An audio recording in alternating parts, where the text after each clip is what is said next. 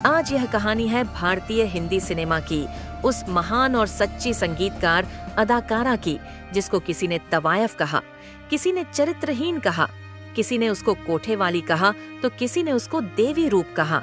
इस बेखौफ और सच्ची अदाकारा के नाम पर क्यों हिंदुस्तान में वो टहलका मचा कि यह अदाकारा हो गई। घर घर में लोकप्रिय इस महान और खूबसूरत अभिनेत्री की किस्मत की लकीरों ने ऐसा क्या खेल खेला इनके साथ कि यह अभिनेत्री अपनी जिंदगी में उन सभी तकलीफों और कांटों से भरे रास्तों को पार करके अपनी बदकिस्मती को पैरों तले रौंद कर बन गई हिंदुस्तान की वह नायिका और सिंगर जिसके आगे उस दौर में झुक गए थे बड़े बड़े राजा महाराजाओं के सर।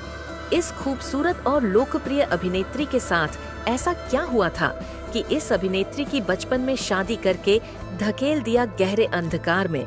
क्यों इस अभिनेत्री के पति की डाकुओं ने कर दी हत्या, बेबस और लाचार। इस नाबालिग विधवा अभिनेत्री को क्यों समाज में जीने नहीं दिया। क्यों समाज और लोगों के तानों से परेशान होकर इस अभिनेत्री के परिवार वाले इनको छोड़ आए थे एक मेले के अंदर। और क्या आप जानते हैं कि इस अदाकारा के साथ जिंदगी ने ऐसा क्या किया था कि गरीब परिवार की मासूम सी लड़की पहुंच गई कोठे की तवायफों के बीच, जहां इस अदाकारा ने लिया एक नया जन्म और कैसे बदनाम कोठे पर ठुमरी और गजल गा गा कर ये अनपढ़ लड़की बन गई भारतीय हिंदी सिनेमा की सबसे पहली म्यूजिक डायरेक्टर। हाँ, जिंदगी की जंग लड़ रही ये महान गायिका कैसे पड़ गई। तीन शादियों के जंजाल में क्यों इस अभिनेत्री को कभी भी अपने किसी भी पति का सुख नसीब नहीं हुआ।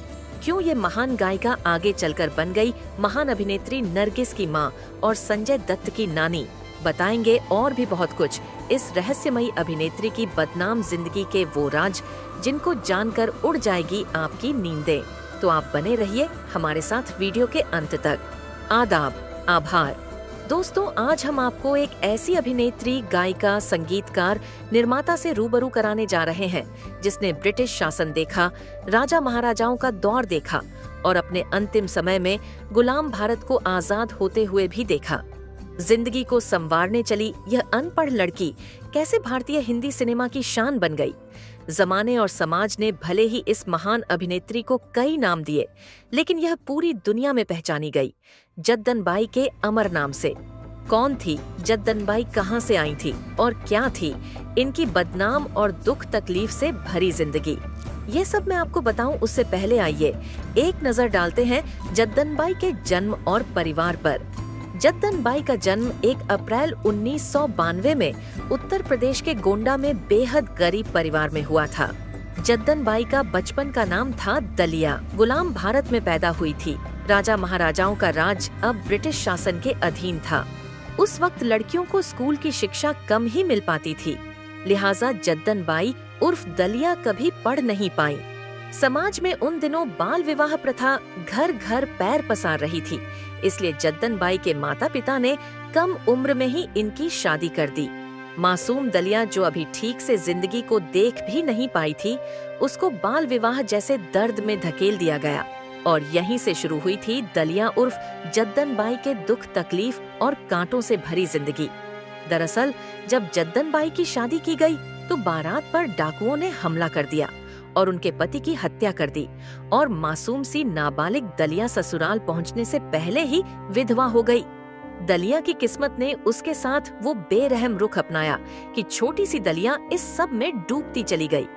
ससुराल वाले दलिया और उसके घर में पड़े कदमों को अपशगुन मानने लगे, लिहाजा वो दलिया के ऊपर अत्याचार करने लगे।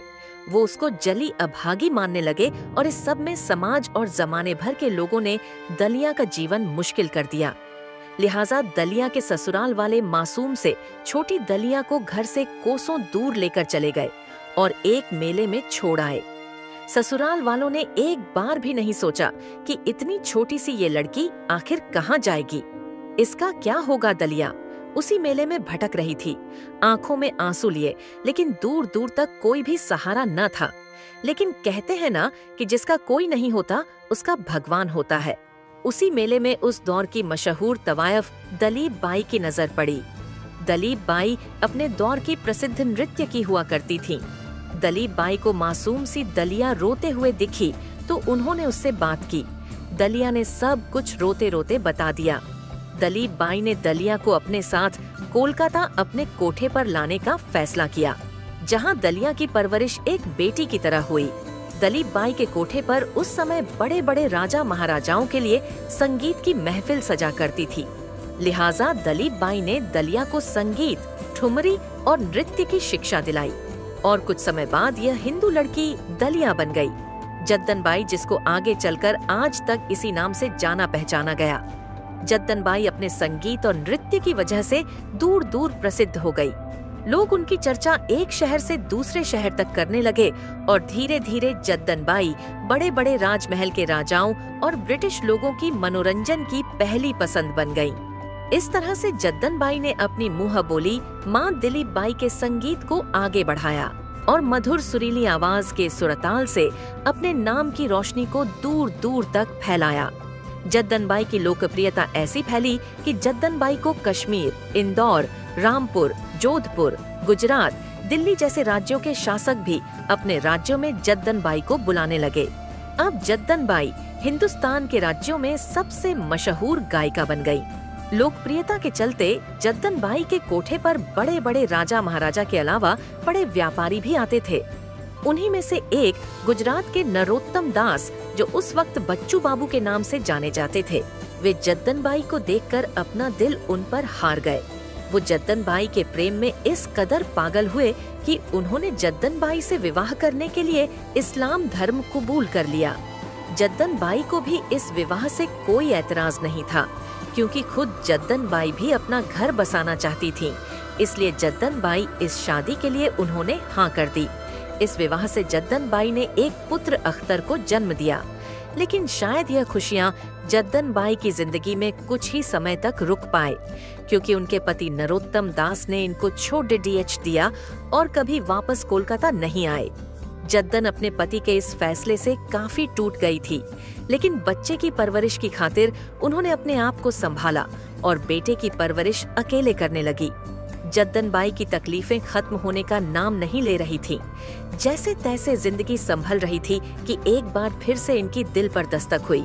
हारमोनियम वादक मास्टर इरशाद मीर खान जी की। दोनों ने एक दूसरे को पसंद किया और शादी के बंधन में बंध गए। जद्दन को इस शादी से फिर से एक बेटा हुआ, अनवर हुसैन, जो आगे चलकर भारतीय हिंदी सिनेमा का एक जाना माना चेहरा बना। लेकिन जद्दन बाई की ये शादी भी ज्यादा नहीं चली और इनके पति ने इनको एक बार फिर से छोड़ दिया। दुख तकलीफ के सागर में जद्दन बाई की जिंदगी न जाने उनके साथ क्या खेल खेल रही थी। जद्दन बाई ने न जाने ऐसा क्या किया था जो भगवान उनके साथ ऐसा कर रहे थे।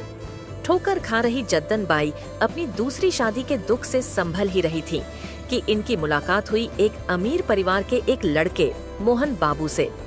मोहन बाबू जद्दन बाई की खूबसूरती और गायकी पर फिदा हो गए थे।